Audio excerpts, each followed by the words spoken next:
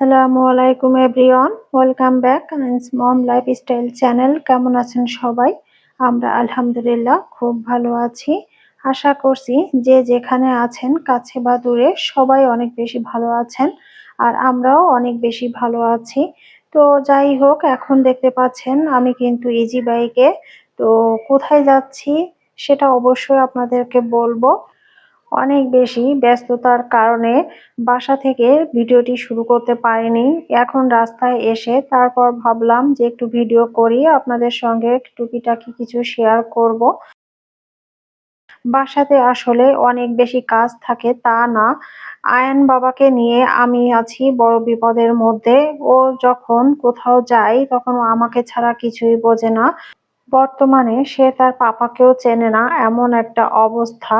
আমি যে বাসাতে একটা কাজ করব, ঠিকঠাক মতো একটা ভিডিও করব, সেটা তো করতেই পারি না। আজকে যাচ্ছি আমি আমার জায়ের বাবার বাড়িতে। তো আমি আজকে ফার্স্ট টাইম যাচ্ছি আমি আমার জায়ের বাবার বাড়িতে। যাই হোক, এখন আমরা 4 জন রওনা দিয়ে দিয়েছি। আমি, আপনাদের ভাইয়া, আমার দেবর আর হচ্ছে আমার জা। আর আমাদের 2টা বেবি তো আছেই, তারা না থাকলে তো আমরাই নেই, এমন একটা অবস্থা।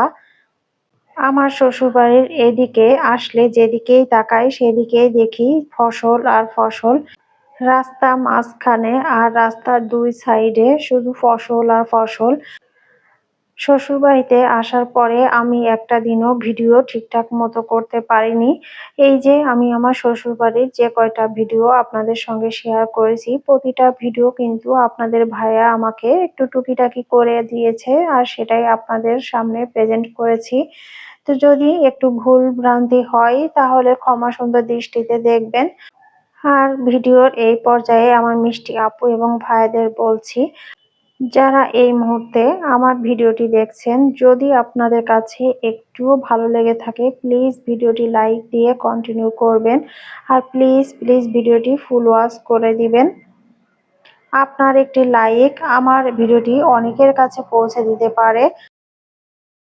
রাস্তা দিয়ে যেতে যেতে আমরা 4 জনে অনেক বেশি গল্প করতেছিলাম, আর আমি যেহেতু সাতক্ষীরার কোনো কিছুই ওইভাবে জানি না বা চিনিও না। ওরা 3 জনেই তো সাতক্ষীরাতেই, ওদের যেহেতু জন্ম, ওরা সবকিছুই জানে এবং বোঝে, আমি সেভাবে কিছুই চিনি না। আর সত্যি কথা বলতে আমার বিয়ের পরে শ্বশুরবাড়িতে কিন্তু সেভাবে থাকা হয়নি, আর আমার থাকা হয়ও না। আমি শুধুমাত্র এই রোজার ঈদের সময় আমার শ্বশুরবাড়িতে আসি, আর দেখা যাচ্ছে গেস্টের মতন বেরিয়ে আবার ঢাকাতে ফিরে চলে যাই। সেইভাবে বাহিরে বের হওয়া হয় না। তো যাই হোক, ওরা সবাই আমাকে দেখাচ্ছিল কোথায় কি, এই হচ্ছে ব্যাপার। তো আমরা কিন্তু আমার জায়ের বাসার অনেকটাই কাছাকাছি চলে আসছি।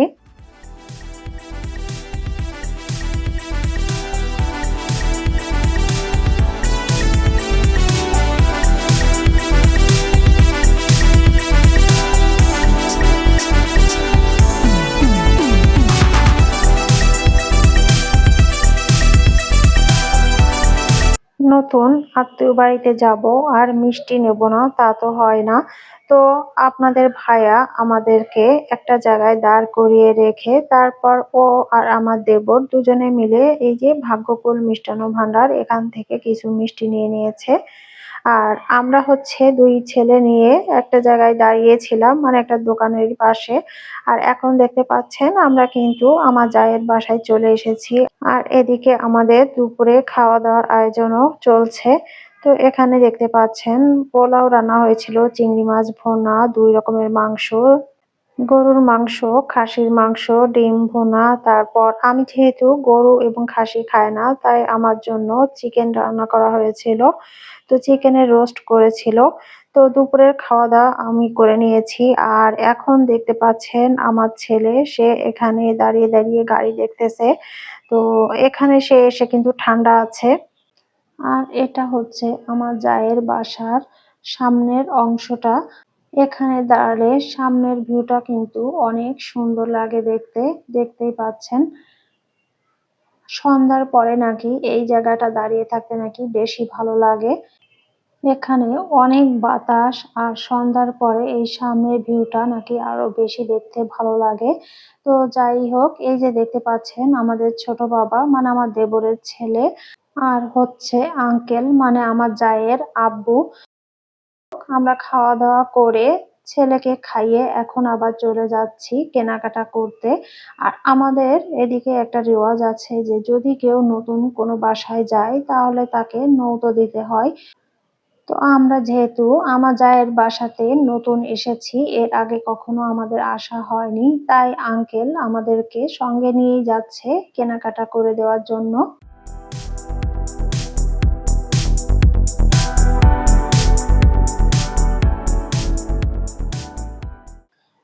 তো এই তো দেখতে পাচ্ছেন আমরা কিন্তু শপিং মলে চলে এসেছি।